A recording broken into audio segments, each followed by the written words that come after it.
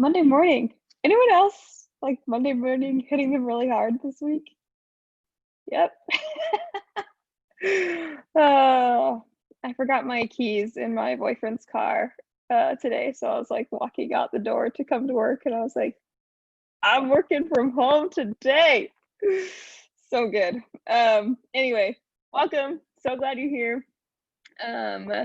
Yeah, welcome to another week of agent training. Jess Martin is going to be leading us today in buyer's process and intake.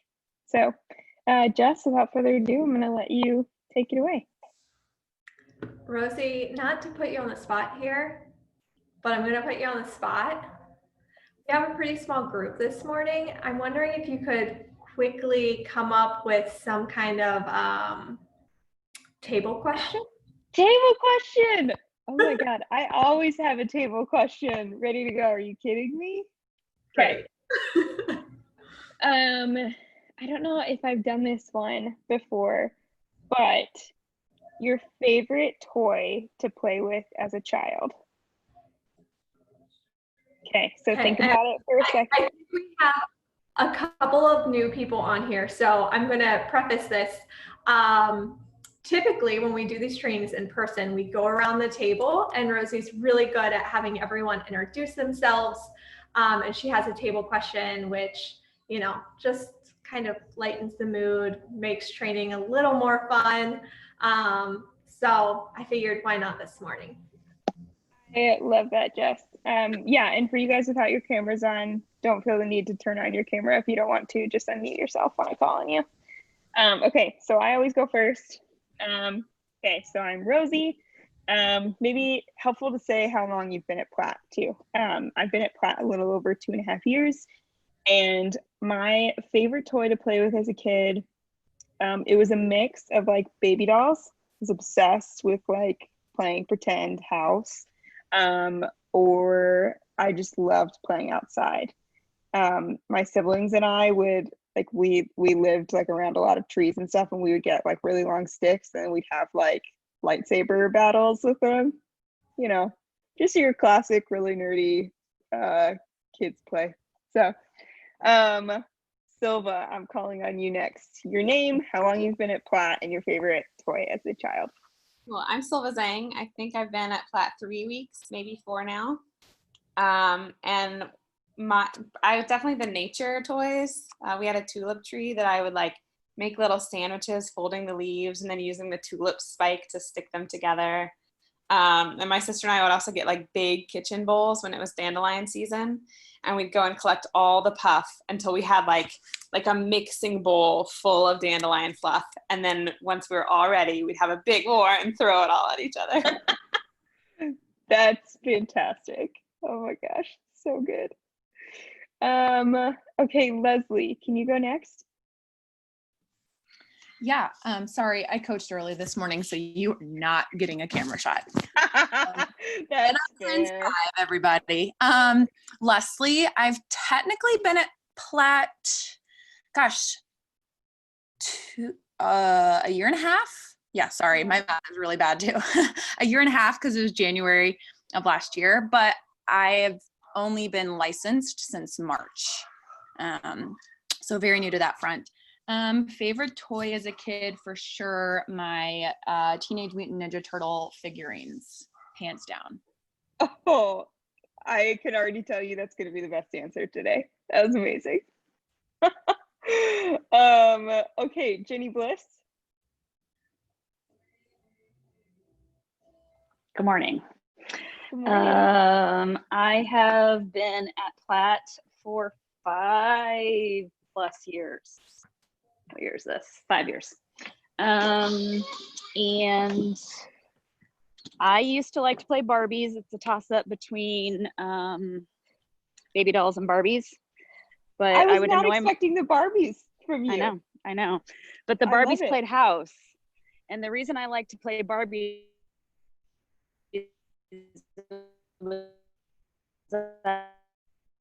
Oh, you just cut out from your house internet. I think that's what's happening. You're breaking up, Jenny Bliss. All right, I'm muting you. And I know that that was, so part of Barbie's was we would take the Ken doll and we would just throw him in the corner and say he was inconsequential after that.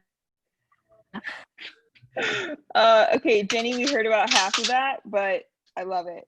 Thanks. Okay. For those of you who have just joined the call, we are opening up with a table question. Say your name, how long you've been at Platt, and your favorite toy to play with as a child. Greg, I'm gonna make you go next. Remember to unmute yourself.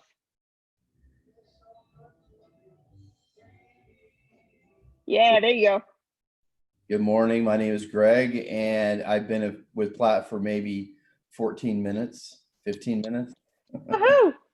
Yeah, so it's really orientated on Friday, so I'm really fresh. When I was a kid, we used to live in Kokomo, and we used to go to the basement, and we had these monsters that we could buy models of, and then we would put them together, then paint them, and then we could play with them and destroy them, really. But yeah, they were the old ones, though. They were the Mummy and Dracula, and they looked just like the characters in the movie. So those were our favorite things to play. That's fantastic. And Greg, who is your cat? What's your cat's name? Oh, that's Smoke, and he likes to get on my desk. He's right here. He's ready. Oh my gosh, he's so puffy and so cute. Yeah, he likes to get on the desk until he gets a treat, and he'll come over and come across the computer. He's kind of psycho, but he's got a lot of personality. That's fantastic. Okay, good to meet you, Smoke. And thanks, Greg. Okay, Steph, you're next. Hello, I'm Steph Gray. I've been at Platt a couple weeks. I honestly don't really, I played, I guess I had this little lamb that my parents got at a Cracker Barrel when I was like 5, and it's got a sound box in it. Its name's Lambsy, obviously. And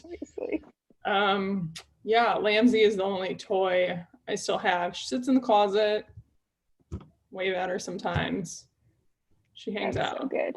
Yeah, but it's funny because when my husband and I got married, he's like, when the first time we moved into an apartment together, he was like, how are we going to transport Lambsy? Is she okay? And I was like, he's great. You're like, wow, you're a keeper. You're staying around. So good. Oh my gosh. Okay, Eric. Yes, my name is Eric Weidman. I've also been at Platt for just a couple weeks now. And I would have to say Legos. And tried and true classic, Eric. Yep. So good. I love it because my oldest son just turned 7 last week, and he had a Lego themed birthday party. So pretty cool. Yes, that's fantastic. That's awesome. Passing on the tradition. Okay, Nick. Good morning, guys. My name's Nick Costantino, and I've been with Platt for about a week now. And my favorite toys to play with as a kid, anything cars related, like little NASCARs, remote control cars, anything like that. Yes, so good. Andy Porter. Morning. How we doing? So good. I love that I can see you in the background of Michelle's camera. So good. You on, but we can see you. Yeah. Yep. No, I was gonna say because my camera's still broken, so I haven't fixed that yet.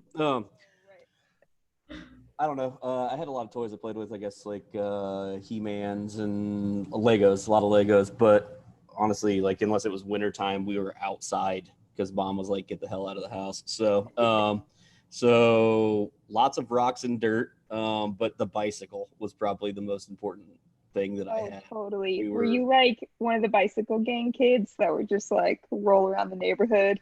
Until I was 27. Yeah. Yeah, absolutely. And even time to time now. Yeah, I mean, we would ride from morning till night all the time, and we always lived kind of near woods and stuff like that. So we'd be back there wrecking our bikes and hurting ourselves and doing whatever. But yeah, that was the bike was the most important thing for sure. Yeah. Yeah, that's so good. Mishi, you want to go next? Sorry, I had to get to my unmute part. I am Michelle, and I've been with Platt for a little over a year. And my favorite toys growing up, I'm probably gonna throw in the Barbie as well. Specifically, I had a friend who always had like the better toys and stuff. So she had the whole Barbie dream house, and like you'd open up the closet and it's just like everything Barbie. I think she had that little like those shoe organizers, and you can like stick the Barbies in the little pockets, you know, on the door and stuff. So all the Barbies and the like CD-ROM Barbie like dress up makeup games. So. Yep. Oh my gosh. Those friends who had like the coolest toys. Yep. So clutch. You know who That's they are. awesome. Yep. Brittany. You on here? Okay, moving on. Catch you later. I'm coming. Yay! Okay, yeah, you're here. Sorry, I'm totally multitasking and I had to get out of the laundry room because it's mad noisy. I love it. Hi all, sorry my face isn't visible. My name's Brittany Faulkner. I've been with Platt for nearly a year now. And that was my first brokerage out of the gate. So happy to hear all of the new people coming in.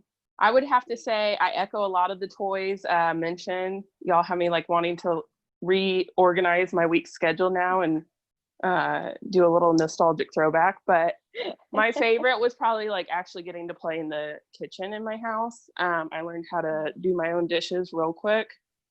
After some of my own experimentations, my mom was like, this sink is too full. So that's my fun play. I think I'm good now, Rosie, right? Yeah, you're good. Yeah. All right. Thanks feel all. free to return to the laundry. Okay, Allie Denton.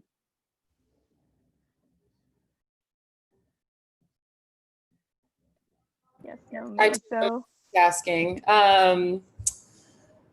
You're asking people what their favorite toys are, right? As a kid? yes, and how long you've been at Platt and your favorite toy as a child. Okay, I've been at Platt for almost 6 months, which is crazy.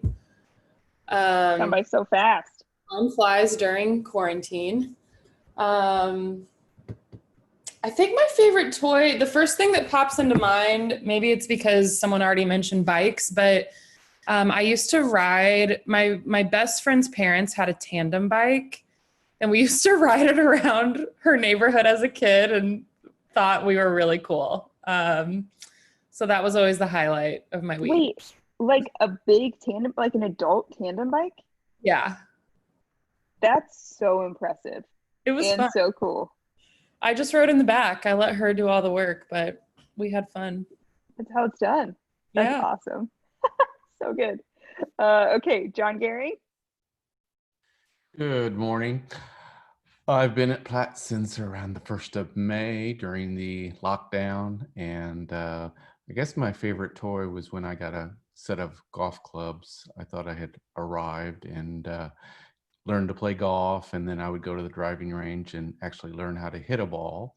And then when I couldn't go to the driving range, I had a plastic golf balls or set of plastic golf balls that I made my own course in my yard. So it started out as a 9-hole course and then developed into an 18-hole course. And I wouldn't use a driver or anything, just to learn to hit my irons that way. So that's my favorite toy. That's so good. Thanks, John. All right, Steve Lunsford, are you still with us? Yeah, I'm here. Oh yeah. What's your favorite toy as a kid? Legos, I think. I spent a lot of time with those. Yeah, good call. Yeah. And how long have you been with Platt? Since February. Perfect. Thanks, Steve. Mm-hmm. Okay, and last but not least, Jess, back to you. Awesome. Favorite toy? I've had lots of time to think about this. It was probably blocks and Lincoln Logs. I played with them, oh my gosh, until I was 12, like pulled them out constantly. It was one of those things that just stuck around from very small age to awkwardly old to be probably playing with those things, but I still enjoy playing with them with my sons. So thank you, Rosie. So we have a ton to go over today. We're going to go over kind of the whole buyer process. There are a ton of steps. I even have a purchase agreement that I'd love to go over with you guys towards the end. So I'm going to try to kind of go through things at a good speed, but please chime in with questions as you have them. Always stop me. Feel free to unmute yourself. I think I've learned to present and now notice when you guys put something in the chat. So I'm getting better. How many weeks are we into this? Lots of weeks, but that's okay. Okay. Here we go.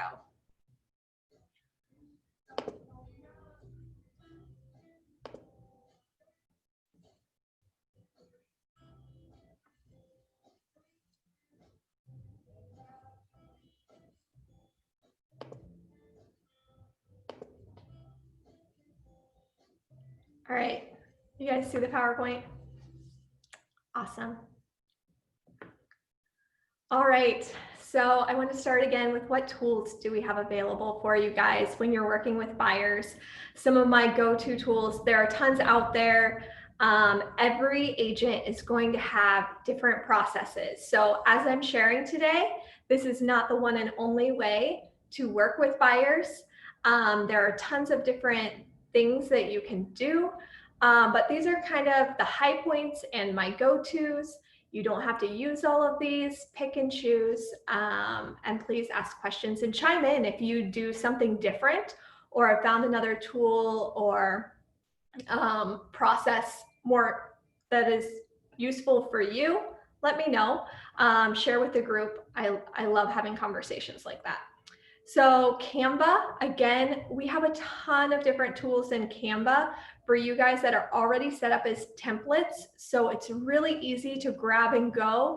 Not a lot of work involved if you want to use what is available to you in the plat folder for Canva.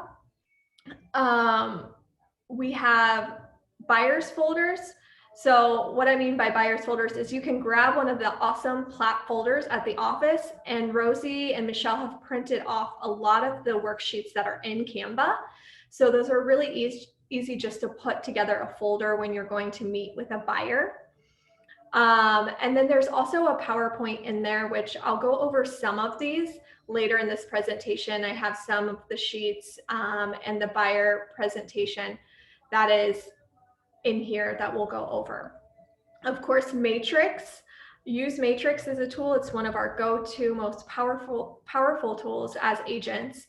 You're going to be pulling comps in there for your clients. You can also set up client portals. So for those brand new agents, make sure you're going to the trainings and doing the new agent orientation. And I think and hope they go through quite a bit of this and how to set things up in Matrix. Even for those agents who have been around for a while, I popped into a Matrix training last year because it had been 7 years since I had gone through a Matrix training. And just with the way it's updated and how I kind of get stuck in my ways, I found it very useful. And there were things that I learned from that training. So just like this training, always refresh yourself because there's things that are constantly changing and new technologies that you can use. So the first point of contact with a buyer. So there's a lot of different ways that a buyer might reach out to you. It might be someone that you run into at the grocery store. It might be a warm lead. It might be an office website lead. It might be someone calling from a sign, and a sign call can mean a number of different things right now. It can mean someone saw your sign out front of a house. Someone saw the property online and noticed, somehow got your contact information. However it is that they're reaching out to you, there's a number of ways to kind of begin conversations with that lead. So if they're reaching out to you online through our office website, if it's an office lead, or emailing you or texting you, always try to get that person on the phone. So I typically tell people to call right away, or text back immediately and say, hey, I'd love to talk to you about that property, or I'd love to talk to you about buying. When is a good time to call you? Sorry, something just popped up. Maybe I'm not good at this whole seeing chat things. Okay. There's a script that I love. Okay, so I know a lot of agents kind of cringe at the word script, but I do think that they can be very useful because it allows your conversation to feel more natural. So one of the best scripts I've ever learned, and that is a go-to for me, is called the LP Mama. Some of you may have heard me mention this before. It's really easy to say. It kind of just rolls off the tongue, so it makes it really easy to remember, LP Mama. So the L stands for location. So this really allows you to have basically a natural flowing conversation with someone and getting to know them and starting that relationship. We're in a business that's based off of relationships. So how do we begin those conversations and ask open-ended questions? It's kind of what LP Mama is all about. So location, they're calling you either about a specific house or just in general. But if it's a specific house, I like to say, oh, great, that house is located in Heron Morton. Is that where you're looking for a home? Or tell me a little bit more about where you might be looking for a home. So a number of ways you can ask that question, but every single one of these allows you to make a connection or find a common ground with this person and figure out how you can best help them. So the P is for price. So you can state the price of the house that they're calling about and say, is that the price point that you're looking in? Or what is the price point that you're looking in? Motivation. So tell me, when do you need to find a home by? Again, figuring out if they're moving in from out of town or what's drawing you to move right now. Do you need to move or are you just wanting to move? Do you have a lease that's up anytime soon? Kind of those follow-up questions. And some people, if this is a cold call, they might kind of be shutting down at a lot of those questions. Keep going. That is the whole point of LP Mama, because they might be shutting down on those first few questions. But as you continue on, at some point, my experiences is that they begin to open up or give you just a little tidbit of information that allows you to share something of value or relate to them in some way that then causes them to open up. Agency. So that's simply asking them, oh, I'm so glad you called on this property. I would love to show it to you. Do you have an agent that you're working with? Always ask, make sure that they're not represented if you're going to be meeting with them. So it's really important to ask that question. And then mortgage. Asking again, you're hitting on price. So you say 350 is the price range that you're looking in. Have you spoken to a lender yet? So always begin that lender conversation as early as you can. I like to start it on the first phone call. You're going to have to bring it up more than once. And then the last thing is the appointment. Ask for the appointment every time. So I think with every buyer, it's going to be different. Whether they might be contacting you because they're months out, but a certain house has kind of spurred their interest and they thought it might be time to reach out. So you might be able to schedule them for a week away.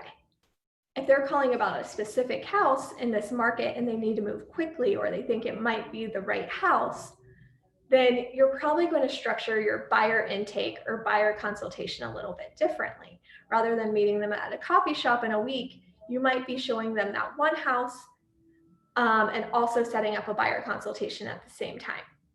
So I typically, if that is the case, if someone is in a rush and that feels like the house, I still want to do that buyer consultation to educate them and inform them on the process, even if they've purchased before. they don't do this every day, and it's good to remind them of the steps. I talk constantly about setting expectations. Setting the proper expectations is going to allow your buyer to have the right expectations going forward and have the best experience possible.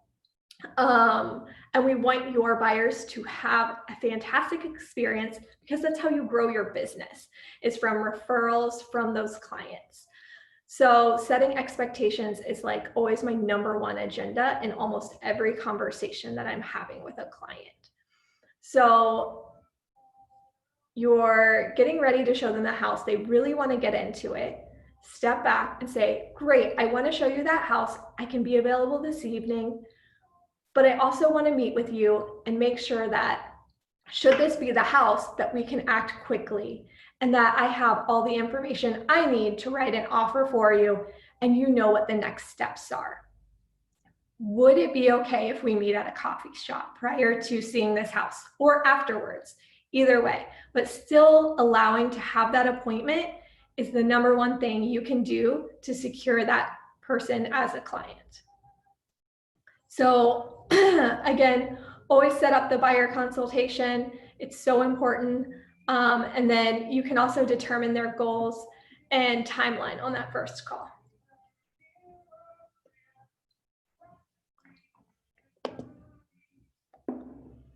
So a buyer consultation, what does that look like? You've spoken to them on the phone, you've gotten that appointment. Now you're meeting with them for their buyer consultation. I always say start with the basics. Don't assume someone knows every step of the buying process or what they can expect. Even if they've worked with another agent, first off, let's think about this. They've bought a house, they've worked with another agent, but they're calling you. So they probably didn't have a great experience or it wasn't very memorable. So don't assume they know everything. Don't expect they had a great experience, and educate them on the process. They're looking for something different than what they had the first time. So give them the full thing, and go over every step with them. Talk to them about what they should expect from beginning to end. And also, I like to connect them with people. So we talk about lenders, setting them up with trusted lenders that you've had good experiences with, or a lot of you are new. Ask other agents in the office, what are lenders they use? And set them up with someone that's going to treat them right and do a really great job. In this market, it can make the difference between them getting a house or not getting a house, having a good lender on your side. But it also is just going to allow the process to go so much smoother. If you are kind of fighting an uphill battle with getting it closed because of a lender, then they're not going to have a great experience. So what is our role as agents? I always say it's to educate, inform, and to allow that buyer to make the best decision for them moving forward. It's not about what you think is the best decision for them. It's not about what's best for you. It's always let that buyer choose between the options available for them. So here are some of the sheets that we have available in the office and in Canva for you guys to put in those buyer folders when you're meeting with buyers.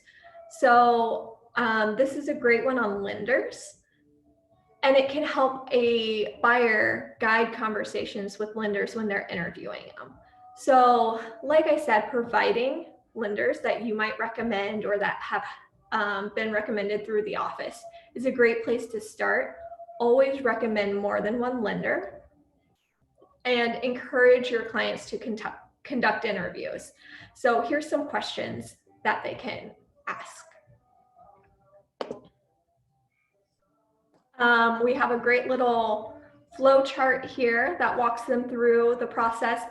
I use these to guide my conversations with my buyers. So I typically am not just handing them the folder and saying, hey, this is everything you need to know to buy a house.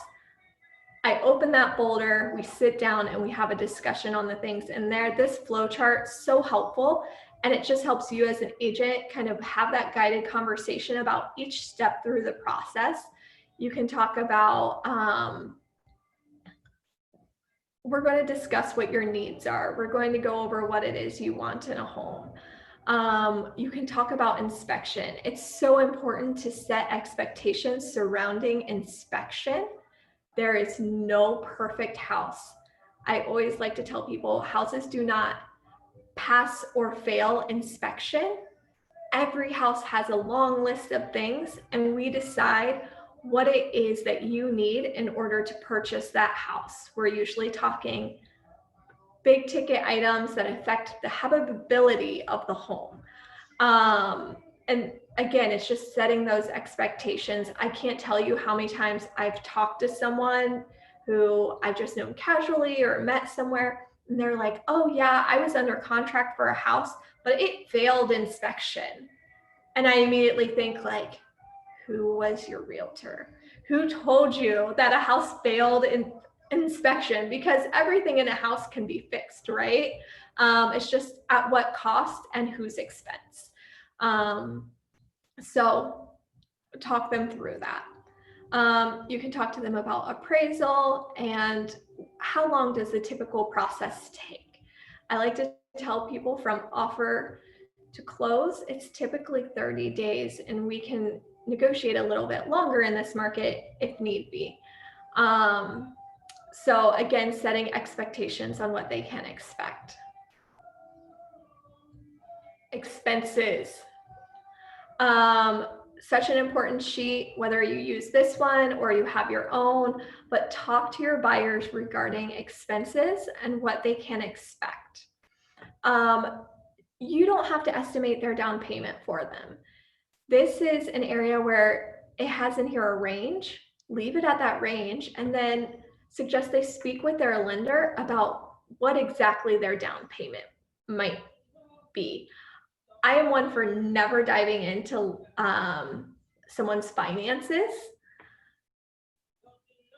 I just always direct all of my questions to their lender and tell them to direct their questions to their lender. I am not an expert in lending. I don't pretend to be, but I want to make that connection for them. So I think that's one thing as a realtor, you are not expected to be an expert at building homes, a handyman, a repairman. You're not an inspector, you're not a lender, but having a little bit of knowledge and being able to guide them through the process and point them in the right direction to the people who do know, and encouraging them to ask questions is always the most useful thing you can do for your clients. Another one, you guys, this one is so helpful on what not to do before purchasing. All right, so those were a couple of the sheets that we have available in Canva. Again, make them your own, put them in your folders. You can put your own branding on them, which is so wonderful about Canva. This is our PowerPoint that we have in there. And this is a tool I personally use. I love PowerPoints. It just keeps me from rambling on. It allows me to feel like I'm hitting all the important things without missing a step. So we have a PowerPoint that you can sit down and go over with your buyers. I often kind of poke fun at it and poke fun at myself for doing a PowerPoint. I just personally think I need that because it does feel kind of dorky to sit down with someone at a coffee shop and do a PowerPoint. But it really gets the point across, and I've tried other ways. This is always what I fall back on. So I'm not going to go through the entire PowerPoint and present it to you guys as I would a buyer, but I would love to do that sometime with each and every one of you, especially those newer agents. If you ever want to see my buyer consultation, I'm happy to go through it, but I did want to hit on several of the high points of this PowerPoint that I think are really important. So again, we have a slide in here that allows you to hit on the process of home buying, talking about organizing a search and what that means. Tell them that you're there to be their advisor. Discuss the pros and cons of each home. Give updates on homes as they become available. You know, a lot of people, they're looking on Zillow, which Zillow, it's so user friendly. Consumers love it, and I get it. But we have more up-to-date information and can often see updates on homes before they do. We can also call agents and ask them to keep us updated on homes. So talk about that and really sell your value as a buyer's agent. You're of course going to help them submit an offer and advise them on that. And then negotiations, you can talk about how there's more to negotiate than just price. So for a lot of buyers, timing is important. So we can negotiate on timing, we can negotiate on closing costs, and kind of walk them through each one of those things. And then also coordinating move-in, you know, every agent does this on a different level. But again, using you as a resource, you can easily ask other agents, who are some movers that you've used in the past? Do you guys all have painters? And you can work to help find them a painter that's going to be available before they move in. So again, here's that wonderful flow chart. It's in the PowerPoint as well to help guide conversation. Again, it hits on the cost of buying a home. It's so important to hit on each one of these things. Extras, I always say, if you're buying a new home, look around, notice there are no blinds in the home. That is a huge expense to buy window coverings. So it helps you discuss budget. And if they're buying at the very top of their budget, remind them there are extra things they're going to need. They're going to really appreciate that advice, and you would be shocked at how many people don't really think about those things. Cost of inspection, walk them through the cost of inspection because it can vary. Make sure you tell them it can vary. And what kind of add-ons there are available for inspection. So this is where I briefly like to hit on what is a radon inspection? What is a sewer scope? And talk about all of those different things so that they're not a big surprise when we are talking about them and they're setting up their inspection. Hit on them now and really educate your clients. You can remind them that they don't pay you. I always tell people, like, as a buyer, you get to choose your realtor. I'm someone who's going to have your best interests in mind, and you don't have to pay me. The seller essentially pays a buyer's agent, but I want you to know, for me, it's not important that you buy this house that we're looking at today. I want you to buy the right house. I get paid no matter which house you buy. So let's take our time and find the right house for you. So we talk about the do's. I showed you guys that things not to do sheet that we have available. We also talk about what you should do, considering maintenance costs, scouting neighborhoods, and then the don'ts. You guys, so important to hit on these. Most of these things are in here. I can tell you at some point where I let something slide with a buyer and I was like, oh, they've bought before, or they've bought with me before, or this is the right house. I don't have time to do a buyer consultation. So I let things slide. Well, I can tell you a very specific example about this slide here. I had some clients, they were buying their third house, their first house with me, but their third house. Very intelligent people. He was a lawyer, she was a doctor. I did not go over the don'ts. I assumed, you know, we're looking at high price homes, there's nothing to worry about here, it is all fine. Well, do you guys know doctors or attorneys?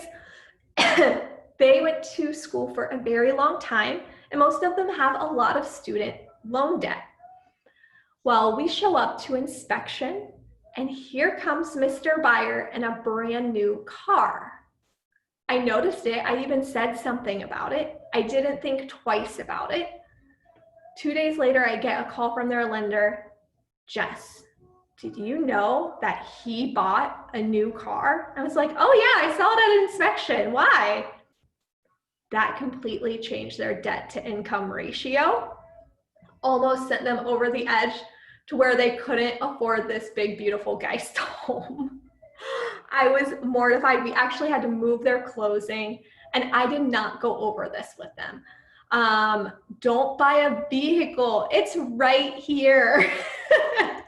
Had I gone through my normal process with them, they hopefully wouldn't have been in that situation. So, Hey, Jess. Yeah. Question. What if like during the process of trying to find a home, like what if someone gets in a car wreck and like has to get a new car? Like what happens in that situation? Yeah. I always say, like, let's call your lender. Let's talk through this. Let's know before we're going into it. Or give your lender the forewarning rather than just finding it when they rerun your credit and we're so close to closing. So I say that about each one of these things. I can't tell you how many times I've had a buyer that has changed jobs. People, when they are buying houses, are going through large life changes. They're having a baby, they're changing jobs, they're needing a new car. These things happen. But tell your lender beforehand, or tell them as it's happening, hey, I'm expecting a job change. I'm interviewing for jobs. What is this going to change? We can usually find a way to kind of work through these things, but it's so much easier if the lender knows before it's happening rather than after and it's reactive. So that is a conversation I have every time during this point in the buyer consultation. Has anyone else had a nightmare of a situation where you've realized some of these things are happening after you're under contract, and it makes it less than smooth? Has anyone had that yet? You will. So don't be shocked when it does happen, and prepare your buyer. Let them know that these things matter when they're purchasing a home. Hey, Jess, when you say large deposits, you're talking about over 10,000? No, not necessarily. That's a great question, Greg. So yeah, large deposits.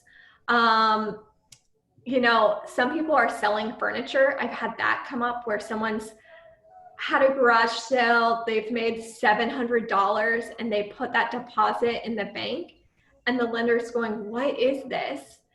Now it looks like they don't have the money they needed to purchase the house, and they're getting like these extra deposits. So usually just telling your lender in advance, like, hey, I'm selling some things. I wanted to let you know what's the best way to deposit these, or do you need any type of record for these deposits?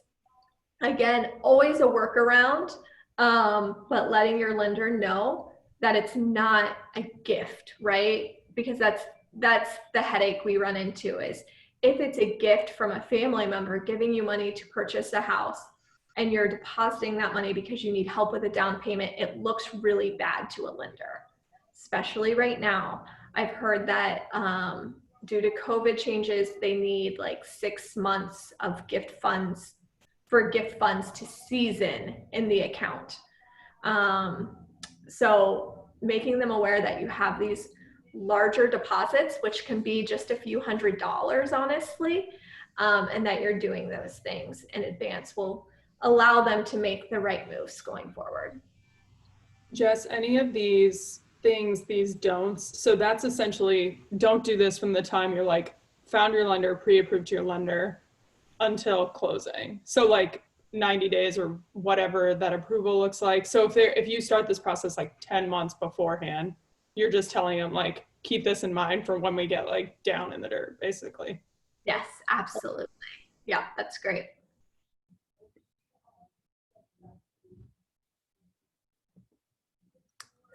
So that is the end of the PowerPoint that you would go over with your buyer.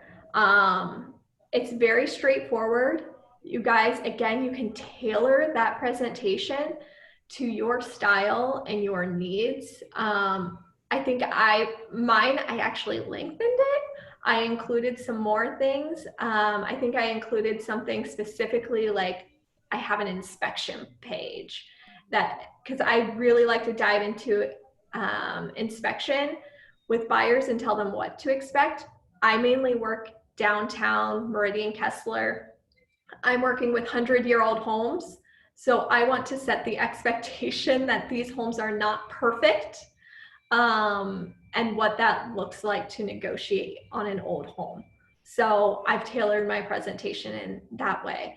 And each one of you can kind of do that and tailor them to your clients and what you're finding, oh, this is coming up with each buyer. I should probably create something so that I'm able to hit on that point during the buyer consultation. So go ahead, Steph. When do you do the agency disclosure form? Just that first meeting? Or if like things are moving fast, like? That's great. So the agency disclosure form, you can do that right after your buyer consultation. What I'd like to do is go ahead and get a loop set up for your buyers. So go into .loop, set it up as just your buyers' names. You can change that later to the address once they find a property, but set it up as your buyers' names, put in their email addresses, and start their loop as a buyer's loop. You can tell them, hey, you're going to be getting a document to sign, and this is going to allow you for us to work together and me represent you as your agent. And also it's going to allow you to see .loop and feel comfortable with .loop so that when we have the house that you want to write an offer on, we can move quickly. So it gets them really comfortable with, the software they're going to be using, how they have to sign things, and you have everything in a loop. And now with COVID disclosures needing to be signed, having that loop already set up for each one of those COVID disclosures is really handy. Yeah. Cool, thanks. Yeah. So going over a purchase agreement with buyers, you guys, I did this for, I want to say 6 years before I sat in this exact same training with another agent who is going over how they work with buyers in their buyer consultation. And that's why I say, like, even if you're an experienced agent, I think you can always take tidbits away. But I don't know why I had discussed a purchase agreement with buyers, but never gone over a purchase agreement with them prior to actually submitting a purchase agreement for them. And I've worked with attorneys where they need to read every line of something. How useful to go ahead, print off a purchase agreement and stick it in their folder so that they have it, they can review it and feel really comfortable with that document before you're submitting an offer for them. You can even go over it line for line. I think the training I was in, an agent said she highlights the copies of the purchase agreement or highlights different lines in there that she likes to go over with people. So I think that's really useful and, a really good pointer so that you're not having to answer questions if you are submitting an offer and you're on a timeline for getting that offer in. Discussing the buyer's wants and needs. So we're going to go over a purchase agreement towards the end here, but so after I have a buyer consultation, educate my buyers on the process and walk through all of that. The end of that buyer consultation, if you guys were in the training last week with the listing consultation, remember the last thing I go over is the numbers because that's really what a seller wants to see. I do the same thing with a buyer consultation. I give them all this information, and then at the end, we're finally talking about what it is they really want to talk about, which is what kind of home they're looking for. So I would love you guys to chime in here and tell me what are some of the questions that you ask from your buyers when you're looking for a home. I wanted to bring up steering. You guys all know that we are not steering our clients. Steering is really right here. I just copied and pasted it from NAR's website. Steering is conduct designed to influence a person's housing choice based upon race, religion, sex, color, national origin, handicap, or familial status. So we all know that the classic example is directing minority prospects to integrated or all minority neighborhoods. Absolutely something we don't want to hear of any of our agents doing. You guys should not be steering. I don't think any of our agents would ever do that. But sometimes I think buyers can lead us as agents down that rabbit hole, right? So how do we keep that from happening? I think that's an important discussion to have. Asking open-ended questions. So you can ask them, what neighborhoods are you interested in? I usually start with a map of Indianapolis. And I say, show me on this map your north, south, east, and west boundaries. And I think that's really helpful because I can then just go and put that directly in Matrix. And then we can get more specific. What amenities are you wanting to be close to? Is it important for you to be near your work? Like, what does a commute look like for you? So I have clients right now, they're like, we want a really walkable lifestyle. We walk to coffee shops right now. So it's really important for us to be in a walkable neighborhood. And we kind of outlined their search with those guidelines. We were at a house that's fairly close to downtown, but on a very busy street. We could almost see the Monon from the house, but there was no good way to get to the Monon. So on the map, it looked great. But while we were there and looking at it, I said, you guys drive around. I'm trying to envision how you would get to the Monon from this house, but it involved crossing a busy street. And so they ended up ruling out that neighborhood completely, while we thought it was one that they would really enjoy. But it was kind of landlocked in a weird way that didn't allow them to walk to where they wanted to walk. So, Jess, yeah, go ahead.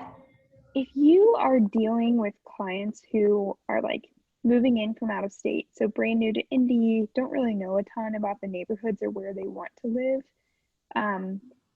they would probably have a lot harder time like pointing to a map and sharing like what their boundaries would be. How do you tactfully describe or suggest neighborhoods without steering to those type of clients? Sure. Again, it's very challenging. I like to, in the past when I've had someone coming from out of town, I've done a driving tour. So they usually have at least some idea, like I'm working here and I need to be within 20 minutes to work. Or a coworker told me about Carmel. Can you take me to Carmel and show me Carmel and then also show me some other neighborhoods? Certainly. So you do those things. I also like to ask this next question, Rosie, how do you spend your free time? So what do you do on the weekends? What are your hobbies? This is also going to help you figure out where in town. If they like to hike on the weekends, maybe they're near Eagle Creek and you suggest they spend a weekend driving around those areas. So start really broad and suggest, hey, you know, we have this great park on the west side of town. You should go explore it. And then drive around the area and tell me if there are any neighborhoods or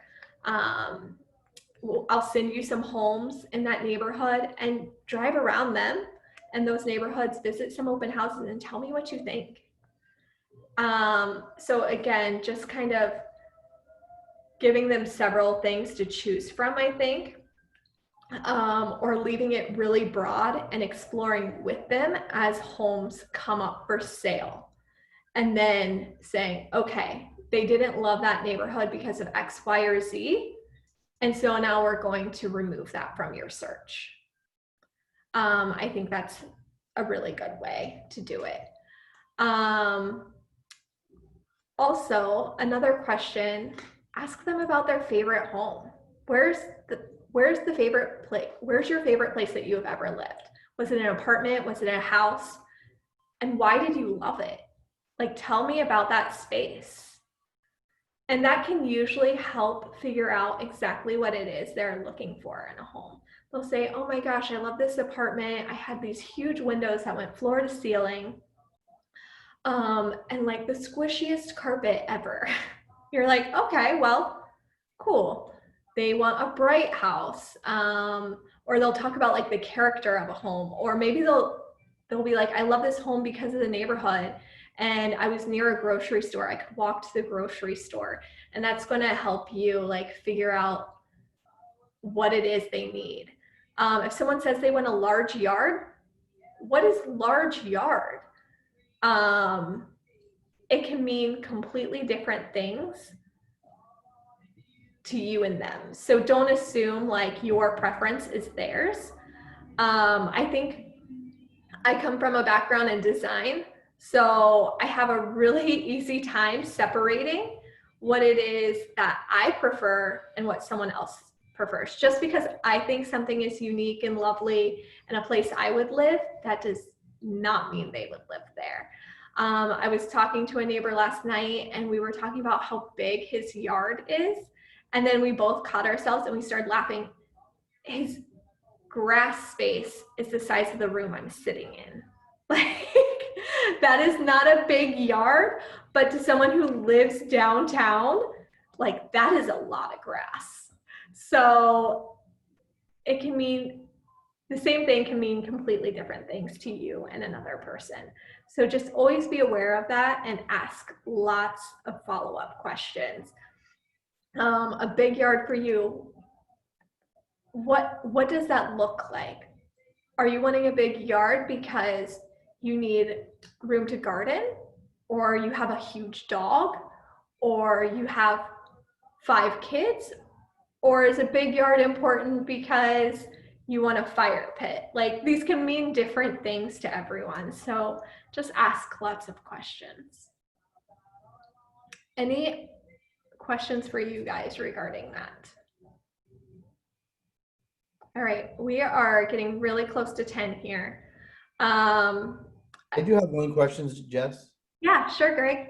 As a really absolutely as fresh of new agent as I can be, and really without a ton of real estate knowledge, with the exception of what maybe I learned on the national exam and state exam, what would you suggest that I do as far as, should I be cruising neighborhoods, checking stuff out to get to know the area? What would be your suggestions that you did when you started?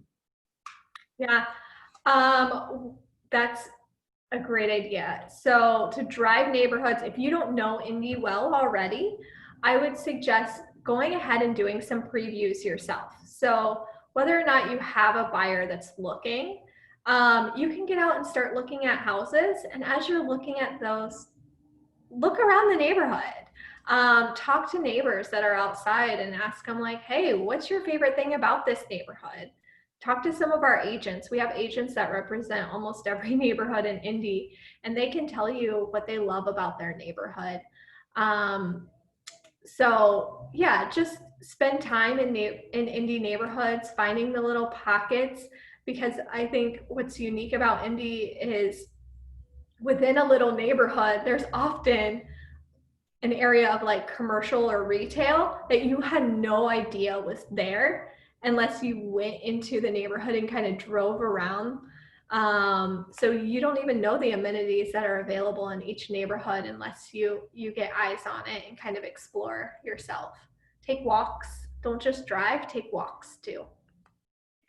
Greg, I would also recommend going to as many open houses as you can. And then Platt frequently holds brokers open. So those are just for agents, just to kind of learn more about the housing stock and give their opinion on price. Those are really useful to meet other agents and to learn like what the housing stock looks like and what different neighborhoods are like. Okay. Thank you, Rosie.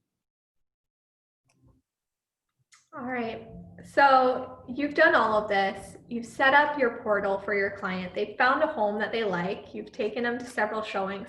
They're ready to write an offer. What should you do? Number one pointer, and this has been talked about in several of these trainings that we've had in the past week and a day, call the listing agent. Get on the phone and speak with the listing agent.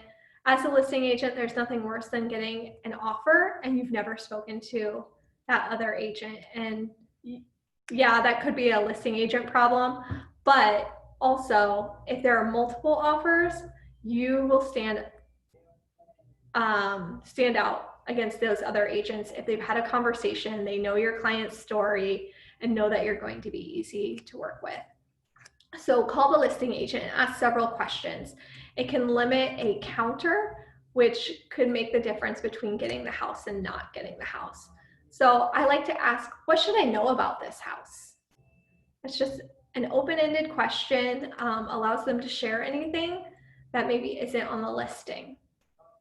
I've certainly had agents laugh at this question or say, it's all in the listing. But then I've also had agents share everything. Like, my client's moving to California, they're getting relocated, they need to sell, their ideal close date is X. They've done these updates and the updates weren't even listed in the listing. So you can get a lot of useful information. I always ask, what's important to your seller? I'm writing an offer, tell me what's important to your seller. Again, you can get a variety of answers. Do you have any offers or are you expecting any? Take the latter half of that question with a grain of salt. Any good listing agent is going to say, oh my gosh, we've had so much interest. Yes, I'm expecting offers. But still a great question to ask. I always like to ask if they have an ideal closing date. That is usually followed with what's important to your seller. So a purchase agreement. You guys, we've hit 10 o'clock. If you need to jump off, you can. I wanted to hit on just a few things in a purchase agreement. Can you guys still see my screen? Do you see a purchase agreement now? Awesome. So for those of you who are newer, it can be really important to have a template set up. It'll save you time and also minimize any risks of errors, right? So up at the top, you have your listing broker that's going to be on the listing, and you'll have their office code and individual code. It's on the listing. You would be the selling broker, and our office code is PLCL01, and your agent ID is what goes in the individual code. So you'll fill in your buyer's name and the address. Those are usually pretty easy. The one thing that is not often on the listing or it's incorrect is the legal description. So a legal description you will find on the tax record. So if you're in Matrix and you hit the little tax ID or the tax button, you can pull up a tax ID. It looks something like this. And your legal description is going to be right here, tax information, legal description. It is usually, it looks very strange. There's numbers and slashes. One reason it's often wrong on the listing is because our listing doesn't allow enough characters for all of this to be in there. So it might just say Julian Johnson Rowles. And then if you just copy and paste that, you have the wrong listing description. So make sure you're doing your homework, going into the tax record and pulling the correct and full legal description. So in this section, you can list everything that's included. So we want to see you listing all the appliances that are included, even if they're in the listing itself. I also go a step further, and I always have this verbiage in this area right here. Everything is listed in BLC, attached and dated, and then I'll put the date. So I've saved that listing as a PDF, and I've attached it to this purchase agreement. There are several reasons to do this. We hope that all agents are honest. It's in our ethics standards that you should be honest and truthful. But we have certainly seen where appliances are changed in the listing. Commissions have been changed in listings before. And so having this printed PDF shows you exactly how the listing was presented to you and your buyer on the day you wrote an offer. So I think that's a really important thing to include. Excludes, if there's nothing that's excluded, please put NA. If there's any blank in here where something doesn't apply, just put NA. Don't leave it blank. Some agents might counter back if you've left things blank, just to clarify that there's nothing supposed to be in there. I've had that done to me. And again, it just opens you up to a counter when you could just have an accepted offer. Obviously your price goes in here, earnest money. It's pretty typical that we do 48 hours or 2 days to submit earnest money, but keep in mind that if your client is from out of town or out of state, that you might need to build in more time there.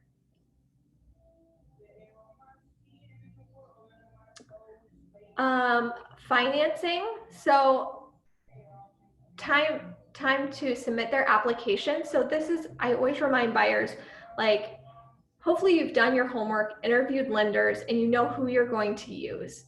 But if you still are interviewing lenders, you have 5 days after coming to an agreement on a purchase agreement to select your lender.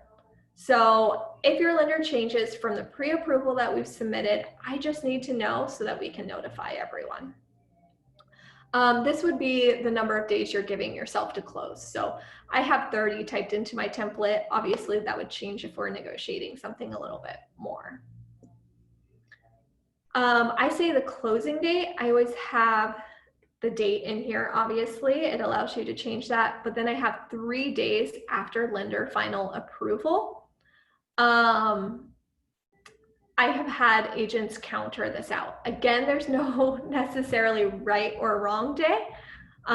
Most agents leave this and they're fine with it, but I have had, I think maybe 2 agents in the past 2 years that have really taken issue with it and said that leaves it open-ended to where we could continually push closing back. And as long as we're closing 3 days after lender final approval, they feel uncomfortable with that for their seller. I get it, I see that point, although that's not the intention of this. This is where you would put in if there's a contingency for them to sell another property in order to buy. I would say I'm typically not dealing with contingent offers in this market, so I have that marked appropriately. Possession delivered at closing. Here is where you're going to put in specific amounts should that possession not be delivered to you, or if there are liquidated damages. I always say make sure this is covering the mortgage for a month. So, you know, if for some reason they weren't to get possession and they had to go after the seller for costs, you want to make sure this is covering them and the time that they were not in the house. And, you know, if they had to continue to rent and pay that mortgage, what does that look like?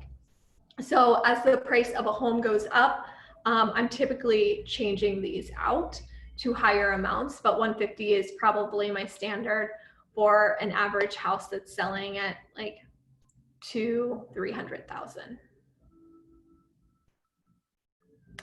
You have your area for survey, flood insurance. I always say they may cancel the purchase agreement should we find that flood insurance is required if we're not notified on that. Building use limitations, again, they may terminate this. This is new as of 2020 that we have put in here the amount of days. I have had people counter this out to 0, but I've also found that 15 is pretty acceptable for most. So again, I think this is something we're still working through, but what does this mean? Your buyers might ask, if your buyer were planning on having a home office or opening a salon in their home, right? And they have to get approval to do that, or building a carriage house, something like that. This is the amount of days they have to find that out and to cancel the transaction should they not be able to do that.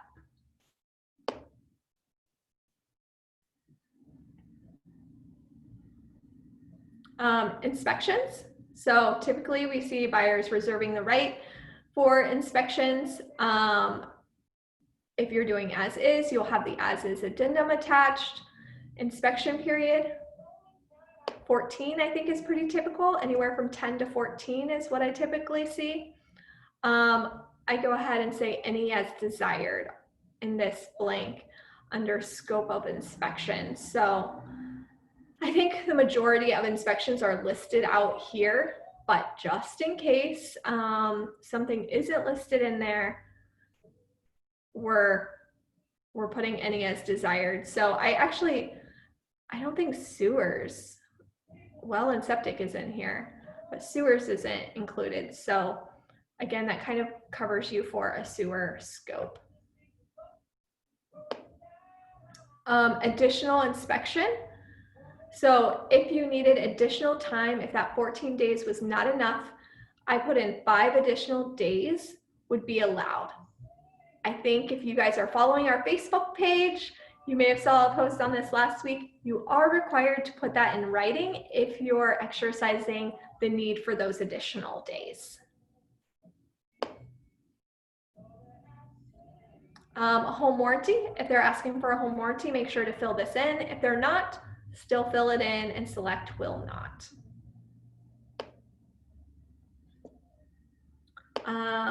Disclosures. This is the area where you would select whether or not you've received those. If they're not attached to the listing, always ask for them prior to writing an offer. You can submit an offer without having those. If an agent is kind of dragging their feet and not getting them to you, just say you have not received those disclosures. What is standard in our market? It is that first box for title, a title insurance commitment for the most current and comprehensive Alta.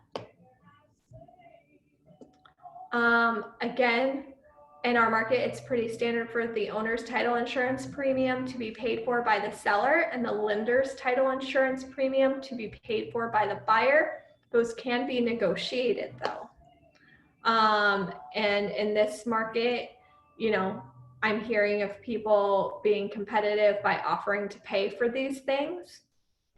And also on taxes, typically it's been standard in our marketplace for the buyers to be credited the taxes for the prior calendar year that have not yet been paid. But I'm seeing people change this and actually saying that the buyer will assume and pay the taxes on the property. And that's one of the ways they're getting a competitive advantage in multiple offers.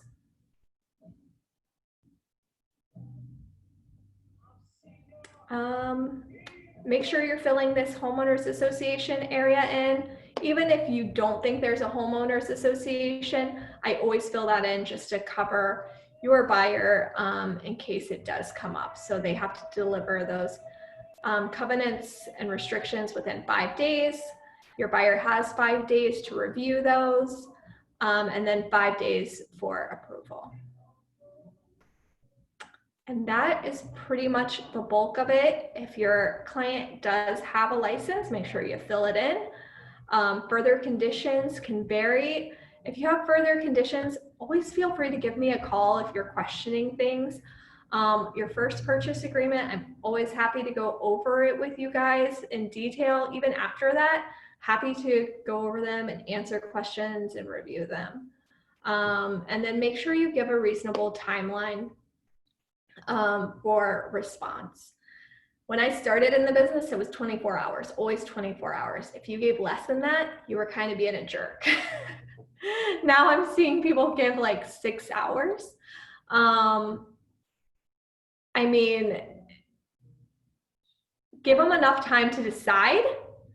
I certainly give less than 24 hours now, but also make sure that they have enough time to respond. Again, that call to the agent can be really helpful. Just kind of asking like, hey, my buyers really need to figure things out today. If I give you a timeline of 6 hours, is that something you think your seller can do? And kind of feel them out. You don't have to do what they ask, but at least hear them out. They might tell you, oh my gosh, my client's a nurse. She's in a 12-hour shift. I won't be able to reach her until tomorrow morning at 9 a.m. Well, that's going to help you, again, set expectations for your buyer and what they can expect. So that is it. What questions do you guys have at this point? Anyone? Anything? That was a lot of information to fly through. And Jess, did you, and I missed it, but mutual release, did I miss that? I didn't go over a mutual. Is mutual releases? I don't know what you're talking about, Steph. Well, I guess I just too want to know, like, is that, I feel like that's something I always thought should be in there, but is that kind of like a taboo thing? Like, what's that look like? Mutual release is going to be a separate form. Now, within a purchase agreement, there are a number of contingencies or protections for your buyers. So, you know, they have to get lender approval. That's one of their contingencies. You have inspection in there. So we've done an inspection training where we go over exactly what inspections look like as far as getting in and getting out of a purchase agreement based on inspection and getting earnest money back. Never guarantee earnest money back to your buyer. That's kind of out of your control. But typically, if we don't come to an agreement during inspections, you would get your earnest money back. Not always. Again, it's up to the seller, but that's pretty typical. But the mutual release is another form. Steph, were you wondering if the mutual release like should be in that like buyer's folder that you hand to them? Or just, I mean, I think basically what Jess said, like with the contingency, like just making sure that there's the option to discuss that, you know, because I'm sure a buyer's gonna be like, well, what if this doesn't have what if they won't fix this on the inspection? When can we walk? Like, am I gonna be okay, basically? Yeah. And so my answer to that is, if for your earnest money is supposed to be held in good faith that you are going to purchase the home and move forward and hold up your end of the contract. The inspection is another round of negotiations. And so if at some point you can't come to an agreement on a major defect of the house, and major defect, again, one of those terms that can be argued between parties, if you don't come to an agreement, then you can submit a mutual release and request your earnest money back as a buyer. Typically, it's granted at that point if you don't come to an agreement during inspection. But I have certainly seen where sellers are like, no, we don't have a foundation problem. Here's what we have in writing. And we have something in writing that's completely different. Then what happens gets very gray. And, we have to work through that. So don't scare your buyers, but tell them we can't promise earnest money back. Typically it's given back if we don't come to an agreement during inspection. Does that answer your question? Oh, great. Thank you. I want to answer. Hey, one more quick thing, Jess. This is Greg. When you guys at home there, all of you, this is a question for everybody here. Do you guys have any kind of separate phone service you use, or you just use your cell phone, or do you have anything on your computer you dial through like voice over IP, or is it all just your cell phone? I only use my cell phone for business. I don't know that we have any agents that use anything else. Well, no, we have some agents that do use a Google Voice number. I know teams that use a Google Voice number, so they can have one number on signs and kind of direct it to whoever is available that weekend, or I've heard of different people using Google Voice numbers in different ways. But that is one route to take for sure. Okay. Okay, thank you. Do you know of any? Or office number. Yeah, those would be my two suggestions, or what other agents have used. Google Voice is really common, or yeah, people, if they aren't wanting to direct traffic themselves, sometimes using the office number, although that's way less common. So typically Google Voice or their own cell phone is what people use most. Yeah. I'll tell you, it's not very fun to use the office number. I think for some reason, my listings, I've had a couple that have gotten messed up where Matrix autofills and the office number is the preferred number. And then agents just call the office number, and I feel really delayed and like getting back to them because it comes through as an email to me rather than a call to me. Well, yeah, it can come through a number of different ways, but it's less ideal than just getting a phone call or a text from someone. Yeah, that's great. Jess, thank you so much for your time. I was kind of hating that. No, it was good. While I have a couple of you left, I wanted to just quickly go through a rundown of what else is on the agenda for this week. So tomorrow we have Matt Davis from Caliber Home Loans coming to talk about Lending 101. Wednesday, Michelle and I are actually leading, and we'll be walking you through all the different technology, like just a very quick overview of like, hey, these are the things you should know, or like quick tips to like make your Gmail work way better for you, stuff like that. And then Friday, we're going to do a little bit of a panel with appraisals. Jess will be leading, but then we have Minna Kirchner and Natalie Clayton joining us to kind of share what their strategy is on like appraisal packets and how to put those together for appraisers. So we'll see you later, and thanks for coming. Have a good day. Thanks. Bye.